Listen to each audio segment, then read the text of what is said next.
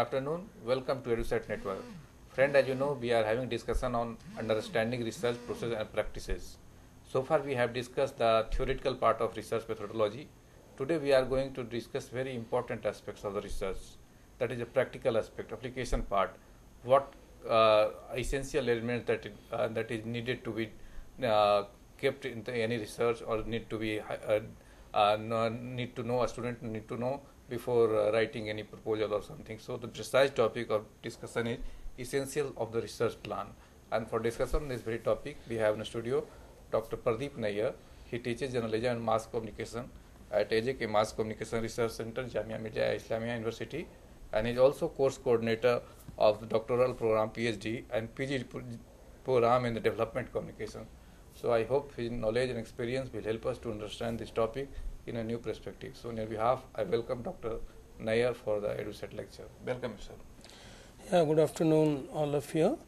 Today we are going to discuss on a very important aspect, that is the essential of research plan, because as we know that research is a very important and it not only in social sciences and humanities, but it is also very important in all the subjects which we generally teach or which we deal at UG at undergraduate and postgraduate level.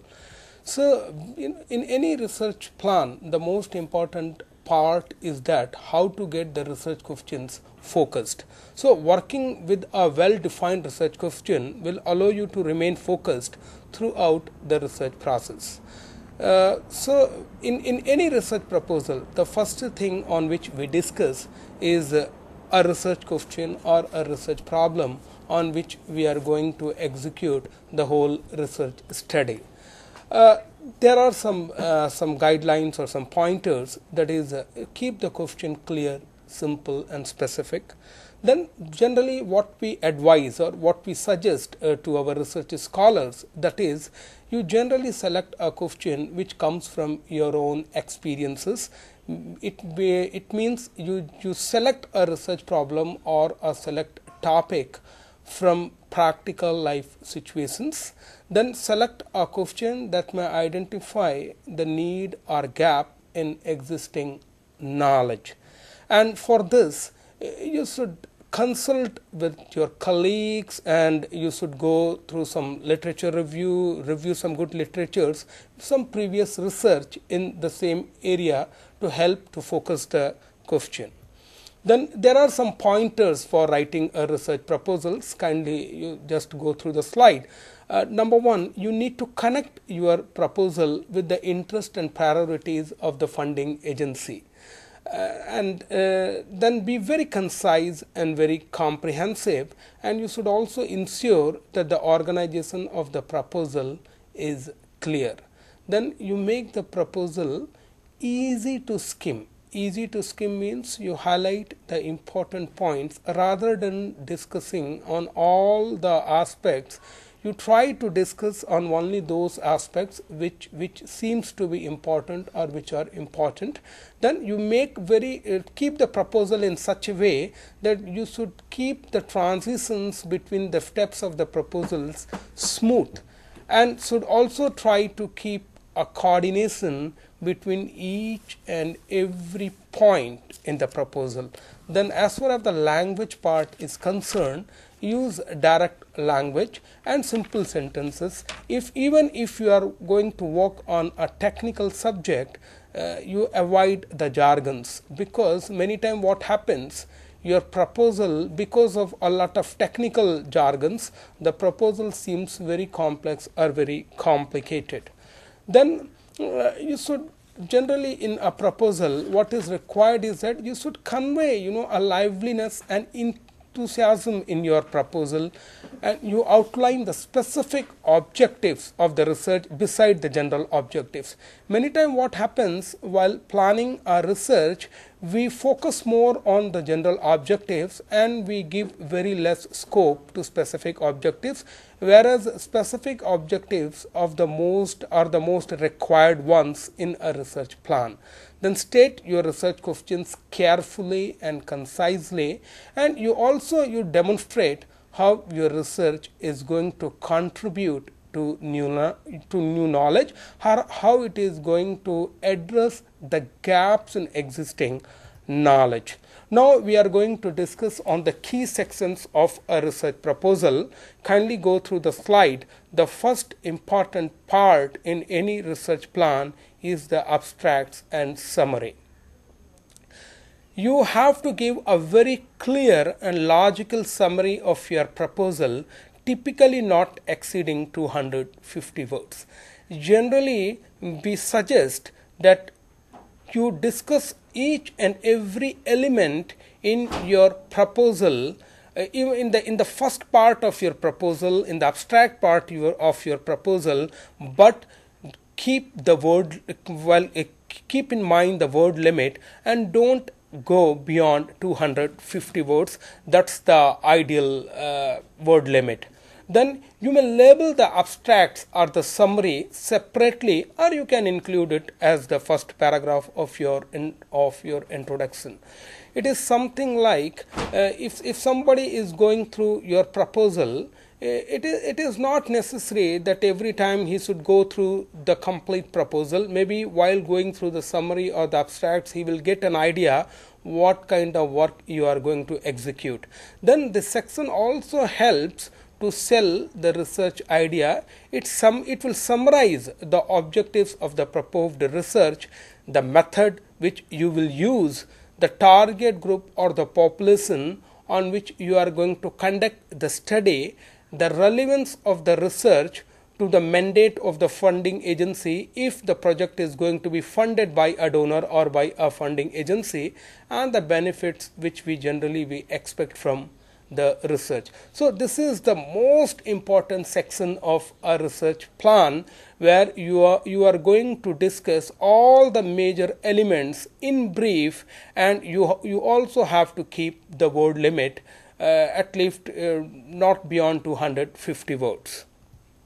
Then why this summary is important, or why this abstract is important from the reviewer point of view, is that while going through this abstracts or the summary, the reviewer should generally understand why you are proposing the research and where you are focusing. It means this abstract or summary is going to make it clear that where you are going to focus.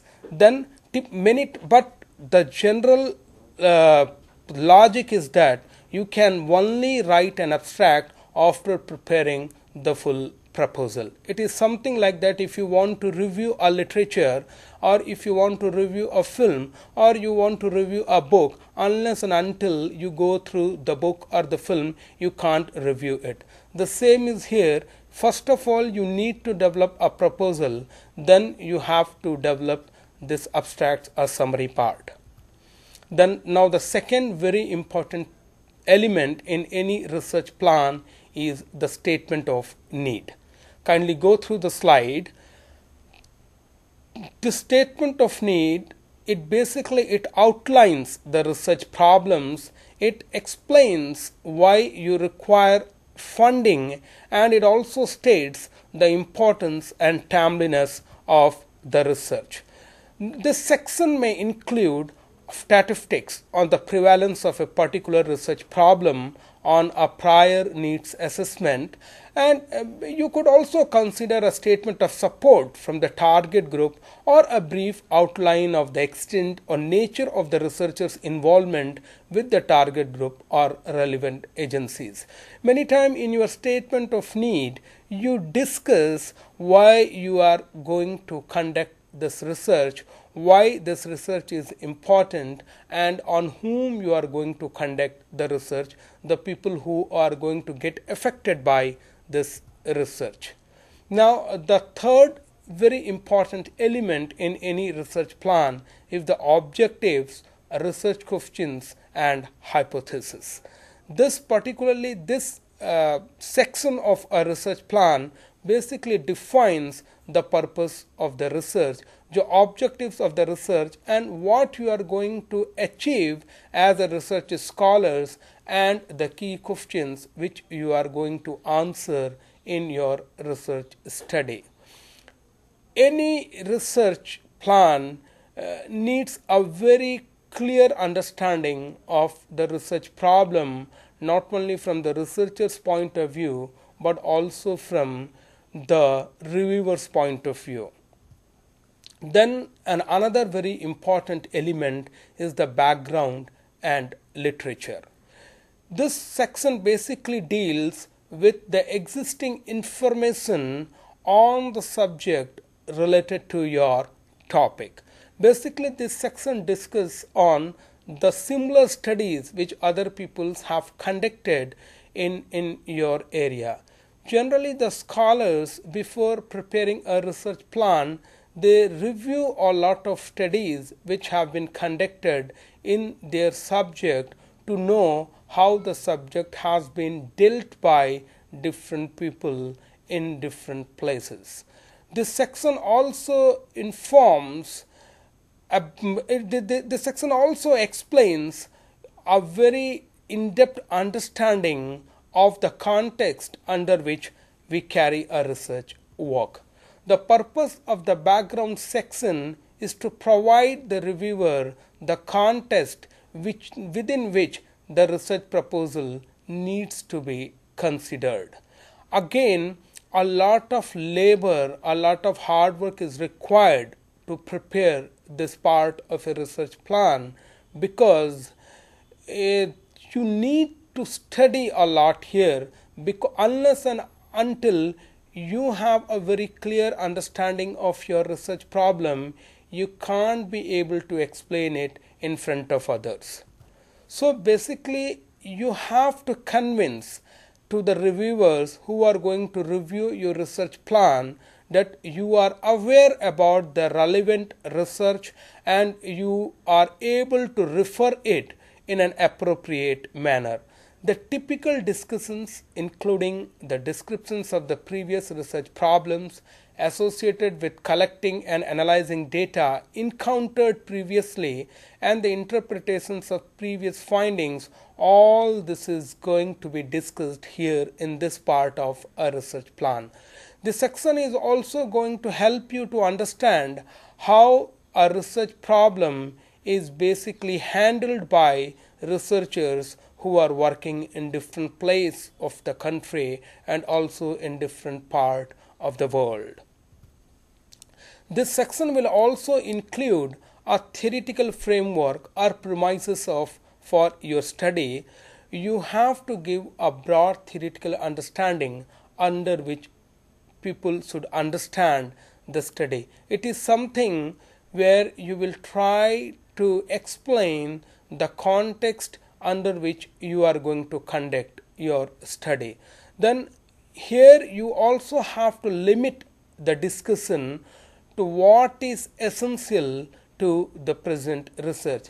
Then in this section you also explain in brief what have been missed in previous research which you are going to address in your research study. Then the next important key section of a research plan is the method or study design. It is the most complicated and the most significant part of a research plan. Here you need to describe and explain the method which you are going to use to accomplish your research objectives within a given time frame. Many times, while reviewing a research proposal, we found that the proposal is quite promising, but the method which the scholar has explained, the method is not possible to execute within a time frame. So basically this section or this part of the research plan, it describes how you are going to achieve the stated specific objectives in your research plan, including what you will do, that's the method, how you will do the procedure, and with whom the respondents or the subjects on whom you are going to conduct the study, and when the time. The objectives of your study, generally they guide your choice of study design. different types of objectives can lead to very different kind of study designs, that is survey, content analysis, case studies, observations, ethnographic studies. That's why each and every research problem needs a different research method to address the problem or to find a solution for that research problem. Many times what happens while planning a research proposal, we doesn't focus on the method part, or we select a method while keeping our own convenience in our mind. Whereas while selecting a method, you should always keep your research problem in your mind, because your research problem will require a different kind of method, a different kind of approach to deal with that research problem. Generally, we use both qualitative and quantitative approaches to conduct different kind of research studies. According to approaches and methods selected, you can develop various research tools, that is questionnaire, schedule, interviews, scales, etc. As a rule, you have to keep the research design simple and clear. Nowadays, many studies, they also require a mix of qualitative and quantitative research approaches. So basically, what kind of approach you are going to follow in your study, that basically depends on the nature of your research problem. Maybe some of your research problem may require a quantitative approach, and maybe some other research problems, they may require a qualitative approach, and then some of the research problems, they may require a mix of qualitative and quantitative research approaches. So generally, once we select the research approach, whether it's qualitative or quantitative, or whether it's a mix of both, then we develop a research tool to collect the research data on the basis of that approach. So the question, whether we are going to design a questionnaire, whether we are going to design an interview schedule, whether we are going to develop a scale, it all depends on what kind of research approaches we are going to follow in our study. Again, as a rule, you have to keep the research design simple and clear. Now, another important section in any research study is the sample selection or the data size. Here you have to describe how participants for the research or the subjects of your research will be recruited, and how many participants you require to conduct a study, and how much of participants or subjects are enough to address the research problem. Kindly go through the next slide. This section is going to, basically this part of the research plan, it basically describes how you will choose your participants, also called the study population or target group. There are several important considerations in choosing a participant, and selection of the participant is itself a complex process.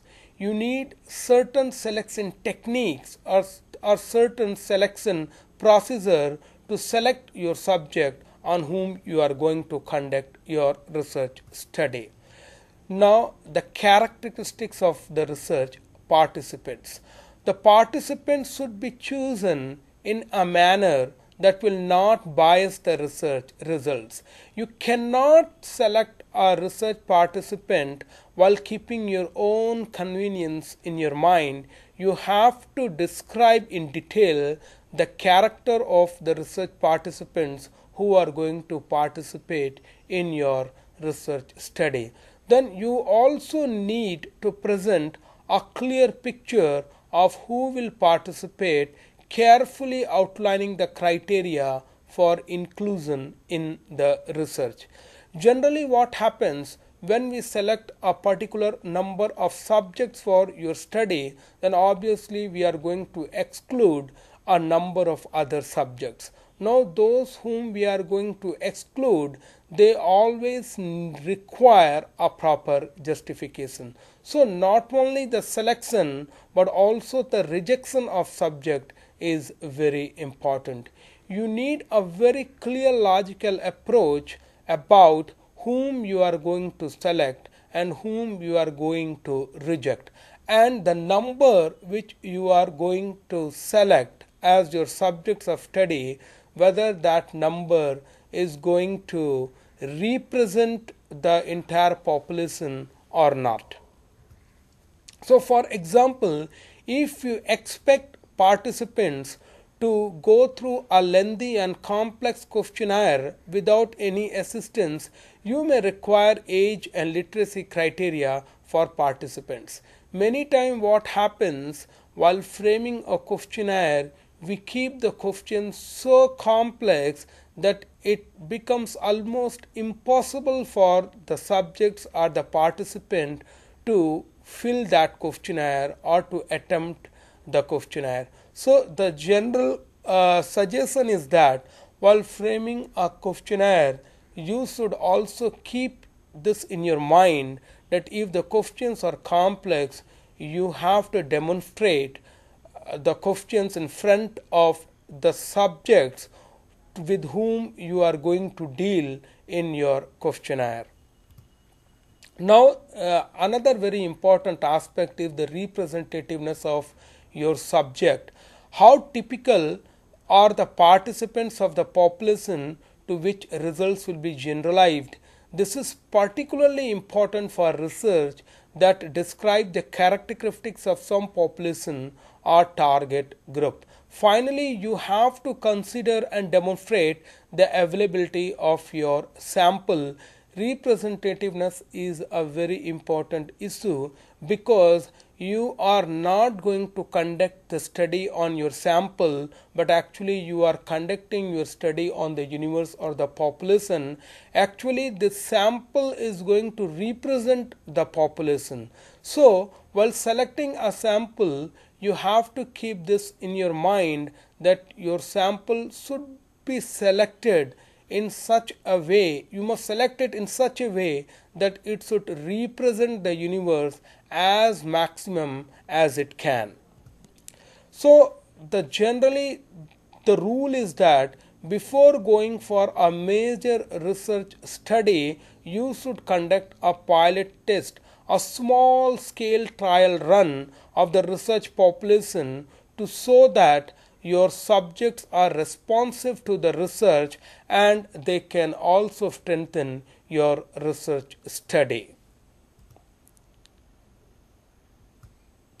So conducting a pilot test, many times it helps you to understand whether the method and tools which you have designed in your study or in your research plan, whether they are going to execute properly or not. Now the another important aspect is the number of individuals, groups or communities required to address your research problem. In your research plan, you should include the calculations of the number of individuals, groups or communities required to conduct a study in a proposal. Many times what happens, a sample on which you conducted the study, that itself many times it lacks the actual representativeness of the universe. So while selecting a particular number as the sample of your study, you have to be very particular that the samples, they should actually represent the universe. So you have to be ensure that the numbers which you have calculated, they are an adequate sample size, because an inadequate sample size is going to limit the ability of your research plan to detect the changes due to your intervention as a research scholar.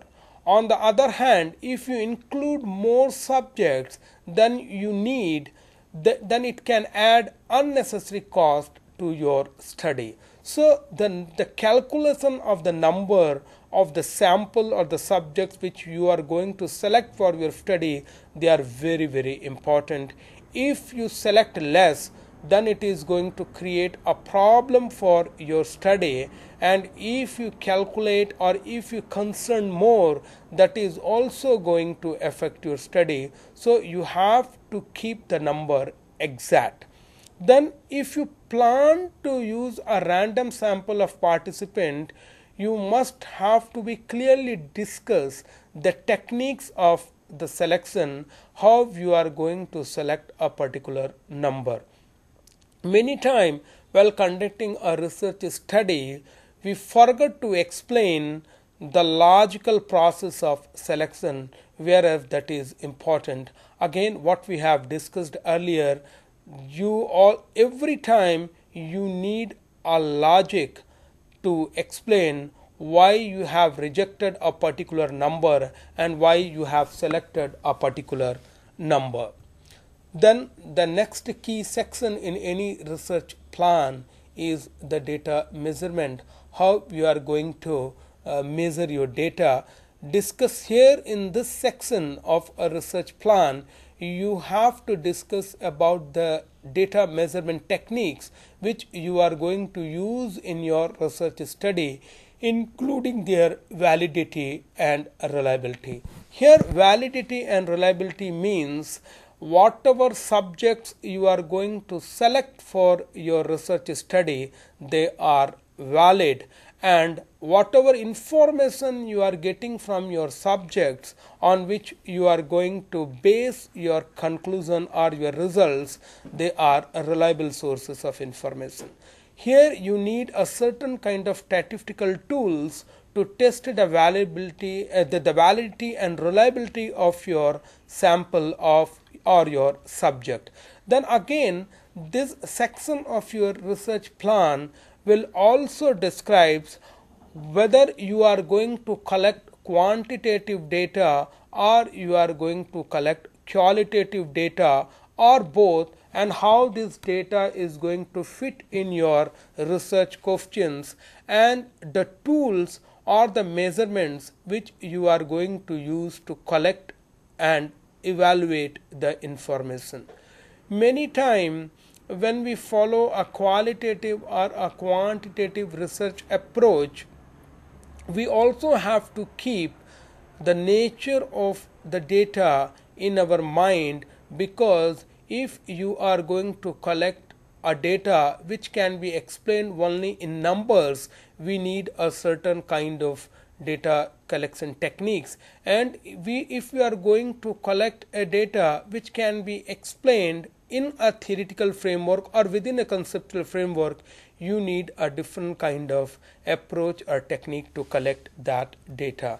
Then measurement can take a variety of forms ranging from scales and indexes which are highly structured to personal accounts or observations. Many times while conducting a research study, we follow or we execute the scales and indexes which have already been developed by the scholars who have conducted previous research studies, and many times our study requires a certain kind of index or a certain kind of scaling technique which is not available. Then as a research scholar, you have to develop or you have to design a scale or an index to measure the data which you have obtained from the field while applying a particular research approach or technique. Now let us discuss both the data and see how we practically apply them. So let us first start the discussion with qualitative data. Qualitative data is basically the observations or information which are assessed according to the themes or categories inherent in the data collected, such as interviews, focus group discussions or field notes. Then qualitative data, generally we obtain qualitative data in the form of views, opinions or idea or experiences which we have to analyze while keeping our research problem and objectives of our research in our mind. Qualitative data is valued because of its rich, in-depth and descriptive character, which is not possible in quantitative data. But again, assessment of qualitative data is much difficult than quantitative data, because you are obtaining the qualitative data in the forms of views, opinions and expressions, and each opinion, expression, experience or idea is different. So suppose if you have conducted a study on 500 subjects, then obviously as a qualitative data you are going to obtain 500 different opinion, views or ideas which you need to evaluate. Then let us now discuss on the quantitative data. Quantitative data are basically their observations or information based on numerical count of frequencies of attributes, behaviors or responses of individuals or groups. Quantitative data is valued as a comparable, reliable form of measurement, as well as for its advantages for describing widely occurring phenomena and large populations. Generally, in quantitative data, we deal with the frequency of occurrences of an event, and generally we describe the frequency or the occurrence in a numerical form, or we generally assign a numerical value to it. So quantitative data, it basically needs a numerical kind of approach for its explanation, and here we have to use certain kind of statistical tools to check the significance or insignificance of the quantitative data which we had obtained from the field. Then another important part which we need to discuss here in this point is the measurement tools. You have to demonstrate as a researcher the measurement tools which we are going to use in our study to check the validity and reliability of both the quantitative and qualitative data which we have already obtained from field. Then if we are going to develop on our own measure, because many times we are going to follow the indexes or the measurement tools which are already available, and many times what we do, we develop our own measurement tools and techniques to measure the data. Here you need to clearly describe how you have developed this technique or this measurement device and how this is going to help you to check the validity of your data. So the validation of the measurement is also a very important aspect, and as a researcher you need to discuss it here in this section. So that's why we suggest in most cases, if you have developed your own measurement tool or devices, then obviously you will require a pilot study to test your collection measures and procedures before you are going to apply it on a full data collection study. Now the evaluation part. So once you have developed the measurement tools or the devices or techniques, now another important aspect is how you are going to evaluate your research data. If an objective of your research is to evaluate an intervention or program, then it becomes particularly very important for you to clearly specify and justify the criteria which you are going to use to evaluate the research data. Now let us have a look at the slide, because now we are going to discuss on another very important part of a research plan, that is the data collections. Here in this section you are going to outline the data which you are going to collect and the methods or techniques of data collection. This section of proposal basically describes how you will collect your data and the complete procedure which you are going to use to ensure that the data whatever you are collecting from the field is complete and of good quality. Here you need a very clear description and rationale and a rationale for the data you collect.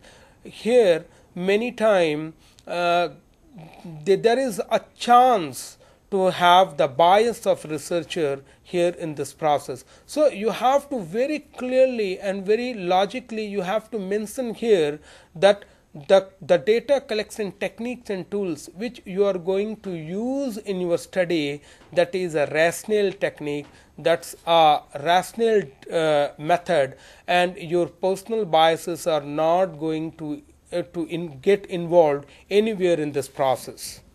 So the data you collected, again, that must be consistent with your study objectives. Many times what happens, while collecting the research data from field, we forget the research problem or the research objectives, and then once after the completion of the data, we came to know that this data is not helping us as much to understand and to deal with our research problem. So the two pitfalls at this stage are collecting too much data on the topics which you think might be interesting to look, and again too less data which is not going to sufficient to help you to deal with your research problem. So here again you need to keep the number exact, because if you collect more data, then obviously you will require more statistical tools and more time to deal with that data, and if you collect less data, obviously that is not going to help you to explain your research problem. So be sure at this stage you should be very sure that whatever you are collecting, that is relevant and complete. So you have to include a very clear description of the data collection procedure. Will you collect data through a face-to-face interviews or through questionnaires, over the telephone or via internet? Whatever kind of process which you are going to use to collect your data, you have to explain it very properly here in this research plan. Then now we are going to discuss on data analysis, which is another important key section of the whole research plan. Here in this part of the study, you are going to describe how you are going to analyze the data. The analysis should be correspond closely to the stated objectives of the proposal. Here you have to describe how you will analyze the data. For quantitative data, you need to include a description of the specific statistical procedures which you will use. Computer programs such as Statistical Package for the Social Sciences (SPSS) and Statistical Analysis System (SAS) are available for quantitative analysis, because every time when you are going to explain your results or your conclusion in numbers, you are required to take a lot of cautions, because numbers needs of statistical tools to prove that the numbers are exact and they are evaluated correctly.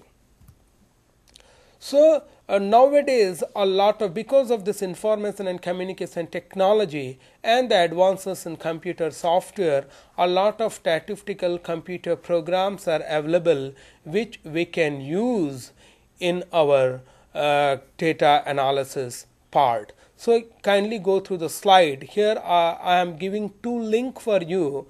One is for SPSS and another one is for SAS. While going through this link, you can get an idea about the softwares, because both of these software, SPSS and SAS, they are very famous for the analysis of quantitative data. But for qualitative data, you have to describe how you are going to analyze the key themes and categories emerging from the interviews, observations, documentations or other data.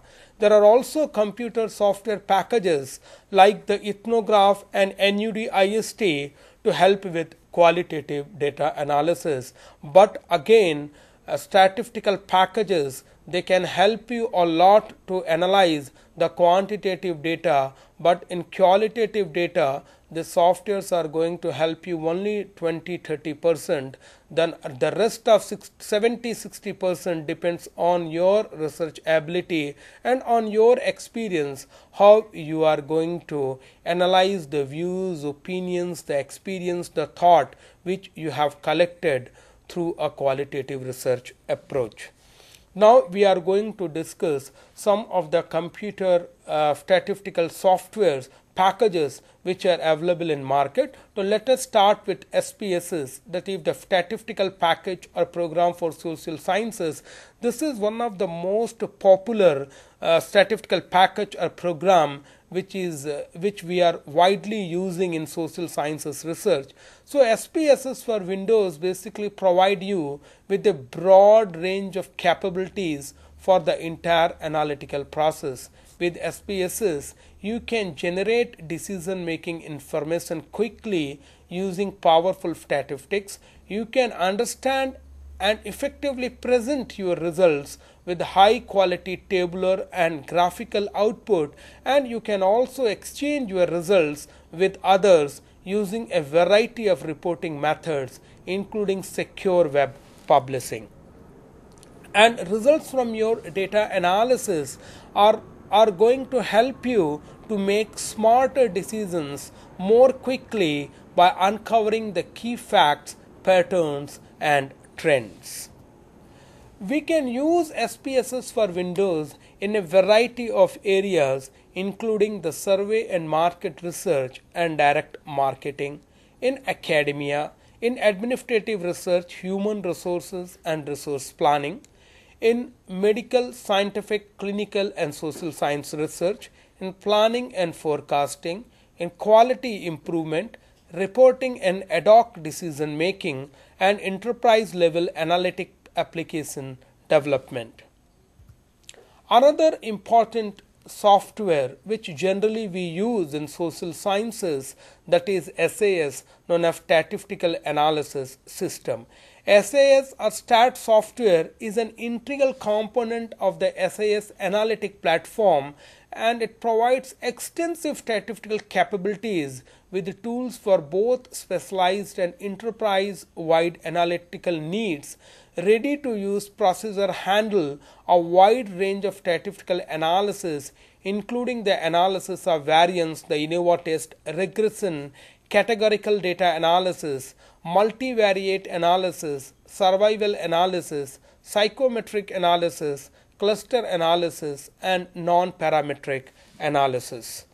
This SAS or STAT software also includes many other types of analysis, including the survival analysis, the psychometric analysis, the cluster analysis, the non-parametric analysis, the survey data analysis, the multiple imputation for missing values and study planning. Now, for qualitative data, we have two other important softwares which generally we use to analyze the qualitative data. The first one is NUDIST, which is known as non-numerical unstructured data indexing, searching and theorizing. NUDIST works with textual documents and facilitates the indexing of components of these documents. It is able to search for words and phrases very quickly and claims to support theorizing through enabling the retrieval of indexed text segment, related memos and text and index searches. While doing a literature review, this software is going to help us a lot, because even on search engines, if you are going to search a particular theme or a particular subject, it will provide you a number of lists from where again you need a very detailed search to find out exactly what you are looking for. But here in the software, it can, if you want to search a particular study or a particular concept or a particular subject, this is going to help you to make your search more compact and more exact. Now there is another software which we generally use while analyzing the qualitative data, and it is one of the most popular one is the Ethnograph. Ethnograph, we use it for Windows PC, is a versatile computer program designed to make the analysis of data collected during qualitative research easier, more efficient and more effective. With the help of Ethnograph, you can import your text-based qualitative data typed in any word processor straight into the program. Many softwares they only support a certain kind of file structure, and if you are going to import a different kind of file, the software or the package is not going to support. But here in this software or in this package, you can import any file structure anywhere straight into the program. Then the Ethnograph also helps you to search and note segments of interest within your data. It will mark them with code words and it run analysis which can be retrieved for inclusion in reports for further analysis. First launched in 1985, the Ethnograph was one of the first programs to pioneer computer-assisted qualitative data analysis. Since then, the Ethnograph has continued to be developed by qualitative data analysts such as social scientists, historians, literary critics, health researchers, business and market analysts, legal researchers and others. The Ethnograph can handle your research project data files and documents, whether your data comes in the form of interview transcript, field notes, open-ended survey responses or other text-based documents. Now we are going to discuss on another very key important point or the key section of a research plan, that is the research cost or budget. If your research study is going to get sponsored by a donor agency or by a funding agency, you need to give a budget to conduct your research study. That's a kind of financial statement which is going to explain how much money you require to conduct a certain kind of research study. Here in this section, you are going to describe in detail the amount of the money required and how it will be spent. An effective budget is an important part of a successful research proposal. Reviewers basically evaluate proposals based on the amount of fundings requested as well as on the ideas presented in the proposal. So generally, if you are dealing with the budget part of a research, one should be very aware of the types of expenses and the funding limitations allowed by the particular research funding agencies. Some agencies fund capital equipment, experiment devices, tools, computer projectors, etc., and some do not. So you have to include the expenses for the dissemination of the research results at the end of the project. Now here I am going to give a sample annual project budget so that you can have an idea how you have to discuss the budget part in your research plan. If you are going to hire a coordinator or a research assistant, here in this section you have to mention how much honorarium or salary and benefits you are going to give him on an annual basis. And you also have to, if you are taking any kind of consultancy services for any kind of graphical support and development of educational materials, you also have to explain the charges here, and then you have to give a total of the personnel cost on an annual basis.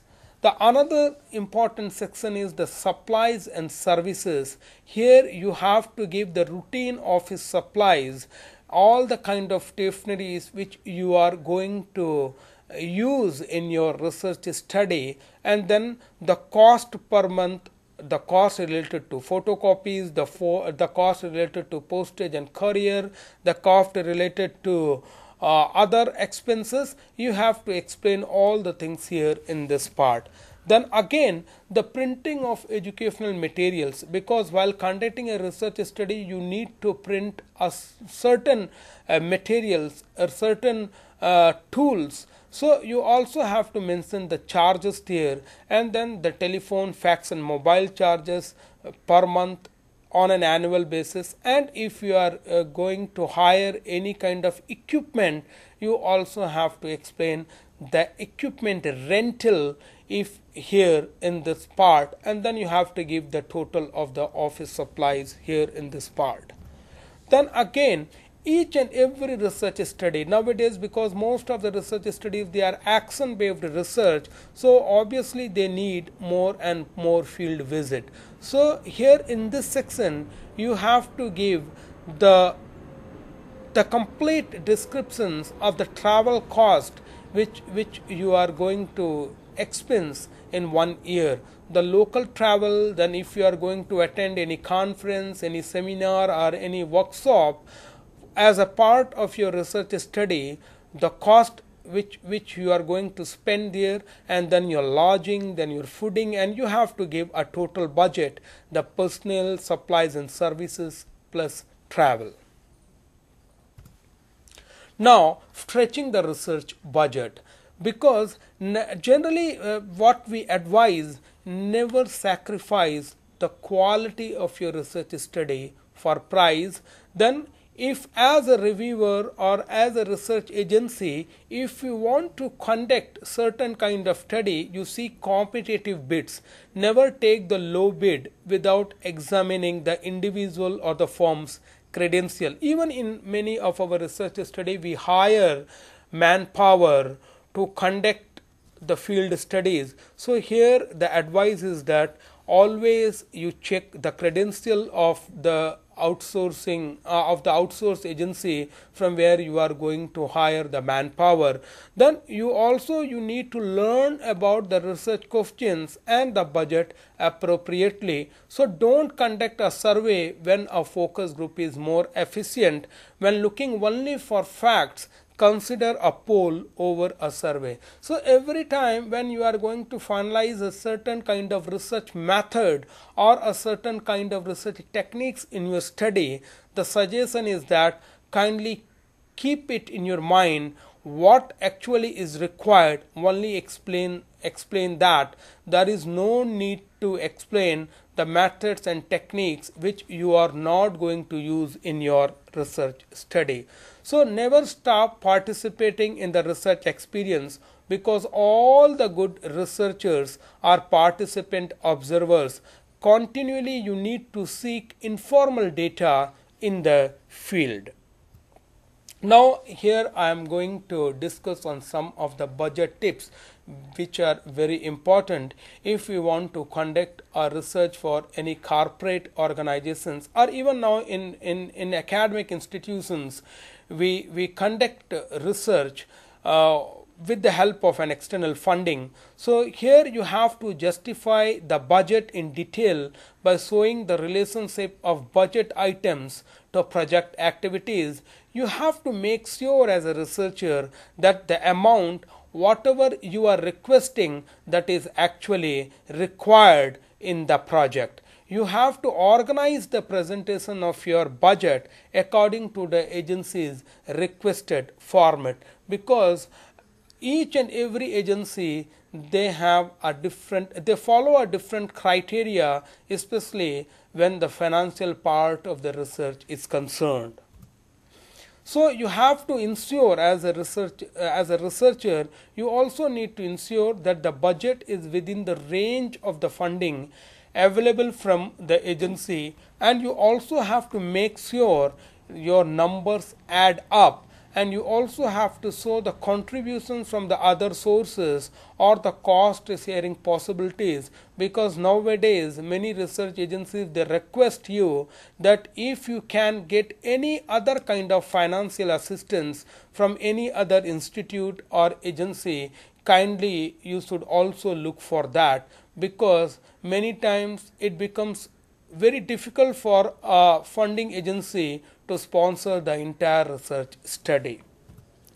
So now we are going to discuss another very important section of a research plan, that is how we are going to disseminate the results or the practical significance of our research study. Here in this part, as a researcher, you have to describe the result of the research, how you are going to communicate the result to the professionals, researchers, and to the public. Dissemination is the method of distributing the outcomes of your research project. It indicates how you will make the results of the project known to the research community and the general public. Now, let us have a look at some of the dissemination activities. Dissemination activities basically includes preparing the report, publications in scholarly journals, presentations at conferences or workshops, public presentations, press releases, or production of educational materials. The people involved directly in the research, basically the participants, the key information providers, and the contacts, they must also receive information on the findings, usually in a summary form. So this is all about the key sections which we have discussed in a research plan. Now we would like to welcome the queries if you have any query regarding the research plan.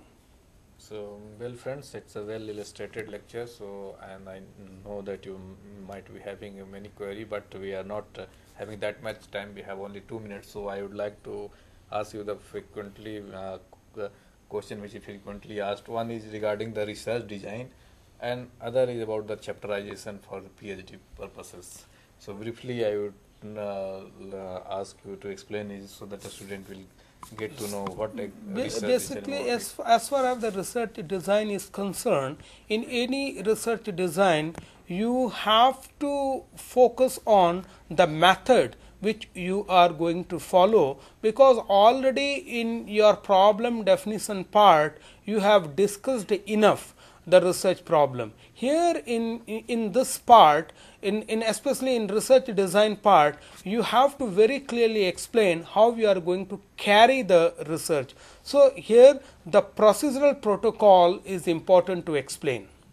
Okay, and how a chapterization be done? The chapters, basically in chapters you need at least one chapter to introduce your subject, that in which you are going to introduce the basics of the topic or the subject on which you are going to conduct a research study. And the second thing is that you also need one particular chapter on the method, because method itself it's a very important part, and in one chapter you need to discuss all the method, techniques and tools which you are going to use to conduct your research study, and you need one chapter on the theoretical framework of your study, because every study needs a theoretical framework so that we can understand it within the context in which we are going to conduct the study. Okay, so one chapter is on methods and the other chapter is on literature review. Yes, we at least we have to keep one chapter on literature review. We need to keep one chapter on research method. We need one chapter on the conceptual or theoretical framework of the topic on which we are going to. Yes, no introduction. In introduction, we are going to discuss the basics of the subject. Okay. But in a conceptual framework or in a theoretical framework, we are going to discuss all the context within which we are going to conduct the research study. Then obviously we need one separate chapter for data analysis, data observation analysis, and then we need a chapter on conclusion along with a well discussed bibliography, the kind of references which we consult as a part of our concerned research work. Okay, so these 5 chapters are very essential. These for any 5 research. chapters are very essential. Then further we need 1 or 2 chapters after having a consultation with the research supervisor. What else we want to address in our study, which is going to address or which is going to bridge the gap in the existing knowledge. Okay. So, well friends, I hope this lecture must have benefited you and will help you to understand your research proposal in a better way, and will certainly give a direction in which you can work and get a fruitful result. So, with this hope, we conclude the lecture. I thank all of you for watching the lecture, and on your behalf, I thank Dr. Pradeep Nair for giving such an insightful and wonderful lecture on this very topic. Thank you very much.